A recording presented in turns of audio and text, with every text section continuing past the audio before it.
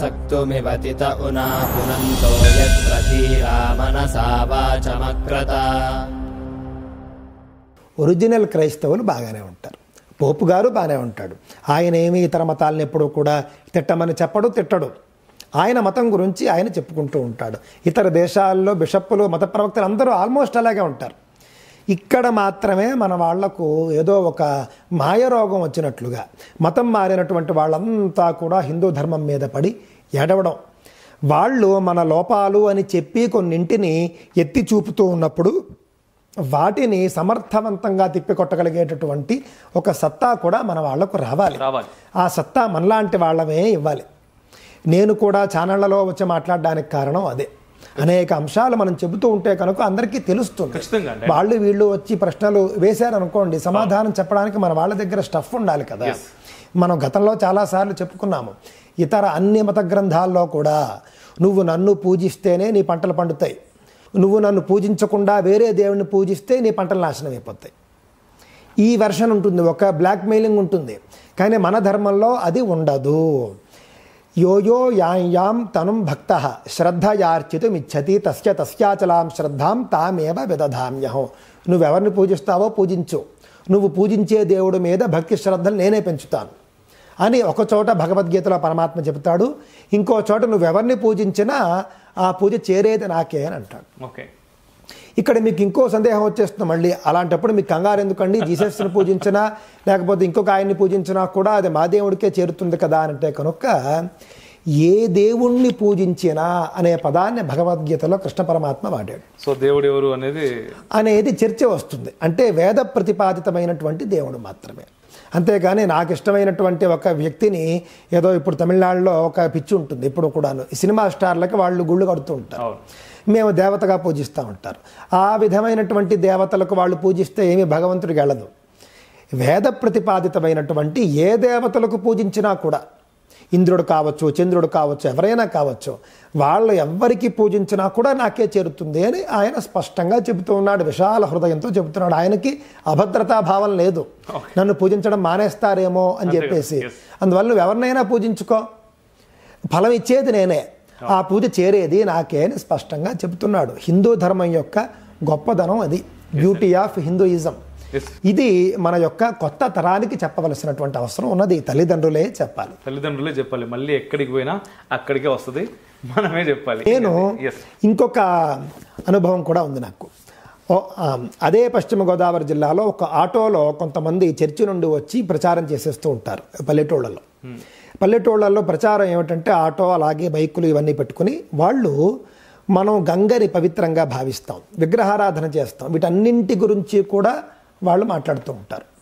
మీరు గంగలో మునిగితే కనుక అన్ని పాపాలు పోతాయి అని మీ హిందూ పురోహితులు, అర్చకులు ఊరికే ఓదరగొడుతూ ఉంటారు. చూడండి, ఇది ఒక దోసకాయ, లేకపోతే ఇది ఒక సొరకాయ, దీన్ని నేను గంగలో ముంచుతూ ఉన్నాను, మళ్ళీ తీశాను, దీని రూపం ఏమైనా మారిందా? మారలేదు, అలాగే ఉంది. అలాంటప్పుడు మీ పాపాలు ఎలా పోతాయి? సరే, ఒక కుక్క ఉంది, కుక్కని తీసుకుని వెళ్ళి నేను గంగలో ముంచుతున్నాను, పైకి తీసుకొని వస్తున్నాను. కుక్కలాగానే ఉంది కానీ గోవుగా మారిపోలేదే, అంటే ఎన్నో పాపాలు చేసే తప్ప. అలాంటప్పుడు అంటే మీ పురాణాలే చెబుతూ ఉన్నాయి కదా, మీరు పాపాలు చేస్తేనే ఈ విధమైనటువంటి కుక్క, నక్క, చెట్టు, చేమ లాంటి జీవాలు అంటే ఆ యొక్క జన్మలు వస్తాయని మీ పురాణాలే చెబుతూ ఉన్నాయి కదా. ఆ విధంగా పాపం చేసి ఒక పాప జన్మను ఎత్తుకున్న తరువాత అవి గంగా స్నానం చేసినా కూడా ఎందుకని అవి పునీతం కావటం లేదు అని పల్లెటూళ్ళలో వెళ్ళి ప్రశ్నిస్తూ ఉన్నాడు. ఓకే, ఇది నేను చాలా పెద్దల దగ్గర అడిగాను. గురువులు చెప్పినటువంటి సమాధానం ఏమిటి అని అంటే కనుక ఆ ప్రశ్న వాడు వేయక్కర్లే. మన శంకర భగవత్పాదాచార్యులు కావచ్చు, అంతకుముందు ఉన్నటువంటి గొప్ప గొప్ప మహర్షులు, తపస్సులు, వీళ్ళంతా కూడా మన సిద్ధాంతాల్లో పూర్వపక్షం అని ఉంటుంది. పూర్వపక్షం అని అంటే ఏదైనా ఒక సిద్ధాంతాన్ని చెప్పబోయే ముందు ఈ సిద్ధాంతానికంటే నేను ఈ యొక్క నిర్ణయాన్ని చేస్తే దీనికి ఎన్ని రకాల ప్రశ్నలు రావచ్చు అని ఒక చర్చ ఉంటుంది శాస్త్రంలో. ఎన్ని రకాల అబ్జెక్షన్స్, ఆక్షేపణలు రావచ్చు అని, వాటికే పూర్వపక్షములు అని పేరు. అంటే మీరు ఇలా అంటున్నారు కదండి, ఇది ఇలా ఉంటే ఇలా అవ్వదు కదా అనేటటువంటి అన్ని కోణాల్లోంచి కూడా ప్రశ్నలు ఆయనే వేసేసుకుంటారు. వేసేసుకుని వాటన్నింటికీ కూడా ఖండించుకుని సమాధానాలు చెప్పుకుంటూ చిట్ట చివరిలో సిద్ధాంతము అని ఒకటి తయారు చేస్తారు. అంటే రాగల ప్రశ్నలు అన్నింటికీ కూడా వాళ్ళే ఆన్సర్లు ఇచ్చేస్తారు. అదేవిధంగా గంగా నది అంత పావనమైనది, గంగలో స్నానం చేస్తే కనుక మీకు ఎంతో గొప్ప పుణ్యఫలం వచ్చేస్తుంది అని చెబుతూ ఉన్నారు కదా. మరి గంగా నదిలో జీవిస్తున్న జీవుల సంగతి ఏమిటి అని పూర్వపక్షం వాడు వేశాడు. చేపలు ఎప్పుడు గంగా నదిలోనే ఉన్నాయి, కానీ చేపలు ఏమైనా పావనం అయ్యాయా, అవి ఏమైనా ఉత్తమమైనటువంటి జన్మలు సాధించాయా? చేప ఎప్పుడూ చేపగానే ఉంది, తాబేలుగానే ఉంది. అలాగే గంగా నదిలో నివసించే ప్రతి జీవులు కూడా అదే విధంగా ఉన్నాయి కదా అంటే కనుక అప్పుడు సిద్ధాంతం చెబుతూ ఉన్నారు. సిద్ధాంతం ఏమిటి అని అంటే కనుక గంగలో మునిగితే పాపాలు పోతాయి అనే జ్ఞానాన్ని కలిగి మునగాలి. ఈ గంగలో మునగడం ద్వారా నా పాపాలను నేను పోగొట్టుకోవాలి అనే జ్ఞానంతో మునగాలి. అందుకే గంగా నది స్నానం సంకల్పంతోనే చేయాలి, సంకల్పం లేకుండా చేయకూడదు. సంకల్పం గోత్రము, నక్షత్రము, పేరు అవన్నీ కూడా చెప్పుకుని కొంత ప్రక్రియ ఉంటుంది, అదంతా కూడా చేసుకుని గంగకు నమస్కరించుకుని ఈ గంగా స్నానం వల్ల నా పాపాలు పోవాలిగాక అని ప్రార్థించుకుంటూ చేస్తే మాత్రమే గంగా స్నానం వల్ల పాపాలు పోతాయి. అంతేకాని ఉత్తి పుణ్యాన్ని వెళ్ళి ఉత్తినే మునిగిపోతే పాపాలు పోవు.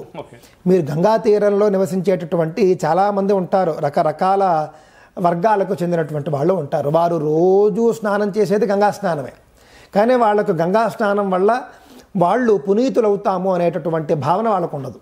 కావున వాళ్ళు జీవితాంతము గంగా స్నానమే చేసినప్పటికీ కూడా వాళ్ళు ఎక్కడ వేసిన గంగలు అక్కడ అన్నట్టుగానే ఉంటారు. కావున ఇక్కడ ఉన్నటువంటి రహస్యం ఏమిటి అంటే నీకు జ్ఞానం ఉండాలి. ఈ గంగా స్నానం వల్ల నేను పునీతుడిని అవుతున్నాను, పాపాలను పోగొట్టుకుంటూ ఉన్నాను అనేటటువంటి జ్ఞానంతో కనుక స్నానం చేస్తే తప్పక పునీతులవుతారు. ఇది కలియుగం కాబట్టి కొంత సమయం తీసుకుంటుంది. అక్కర్లేదు, సంకల్పం అందరూ చేసుకోవచ్చు కదా. ఇప్పుడు సంకల్పం అనేటటువంటిది అందరికీ తెలుసు, అందరికీ ఇంటర్నెట్లో కూడా లభ్యమవుతూ ఉన్నది. నేను కూడా నా ఛానల్లో చెప్పేటటువంటి చాలా వాటికి శ్లోకాలు, సంకల్పాలు అవన్నీ కూడా PDF రూపంలో నేను చాలా స్పష్టంగా అందజేస్తాను. తప్పులు లేకుండా అందరూ కూడా ఫలాలు పొందాలి అని నేను అందజేస్తూ ఉంటాను. కావున సంకల్పం చెప్పుకొని స్నానం చేయాలి. ఇప్పుడు అసలు దోసకాయకు జ్ఞానం లేదు. ఇప్పుడు దోసకాయ సరే అది ఎలాగో జీవి కాదు కాబట్టి అది మునుగుతూ ఉన్నది, దానికి ఎలాగో జ్ఞానం లేదు. కానీ ముంచిన నీకు జ్ఞానం లేదు కదా. కావున నువ్వు పునీతుడు కావు, అలాగే దోసకాయ కూడా పునీతురాలు కాదు అని మనకు అర్థమవుతూ ఉన్నది. మీరంతా కూడా ఎంతో గొప్పగా ఈ ఛానల్ను నన్ను ఆదరిస్తూ ఉన్నారు. ఈ ఛానల్లో వచ్చేటటువంటి వీడియోలు తప్పక చూస్తారు, 10 మందికి కూడా మీరు షేర్ చేస్తారు. కానీ లైక్ చేయడం మాత్రం మర్చిపోతూ ఉంటారు. మీ అభిప్రాయాన్ని కామెంట్ రూపంలో తెలియజేయడం కూడా మర్చిపోతూ ఉంటారు. కావున తప్పక లైక్ చేయండి. మీకు నచ్చితేనే లైక్ చేయండి. అలాగే మీ అభిప్రాయాన్ని కామెంట్ రూపంలో తెలియజేయడం కూడా మర్చిపోకండి. స్వస్తి.